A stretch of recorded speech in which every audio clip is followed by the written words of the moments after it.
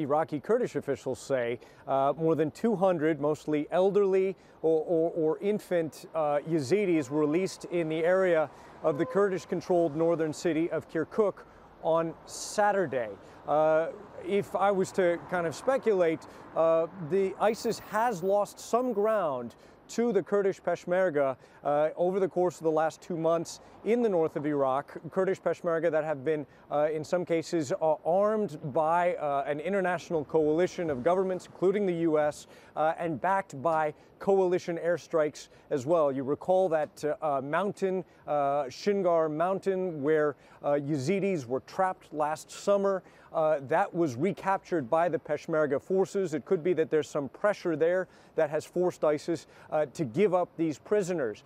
There is no mistaking, however, that since they went on the offensive in the summer in the northern Iraq, that ISIS have ethnically cleansed hundreds of thousands of members of Iraqi minorities. They're Christians, they're Shiite Muslims, they are also members of the Yazidi sect, and they have also taken public responsibility for the enslavement of thousands of kidnapped Yazidi women and girls. ISIS, as recently as December, were distributing pamphlets at mosques in the northern ISIS-controlled city of Mosul, describing the rules for keeping a Yazidi woman as your slave, in explaining, for example, whether or not you can have sex with a Yazidi prepubescent girl, or whether or not you can allow your friend to have sex with your Yazidi female slave.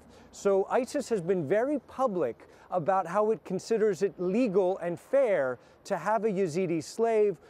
Presumably, the release of more than 200 elderly and child Yazidis is because they don't see a value in keeping them as they would keeping women and girls, which they can distribute among their supporters, basically as rewards, as the Kurdish government alleges they have done over the course of the past 6 months.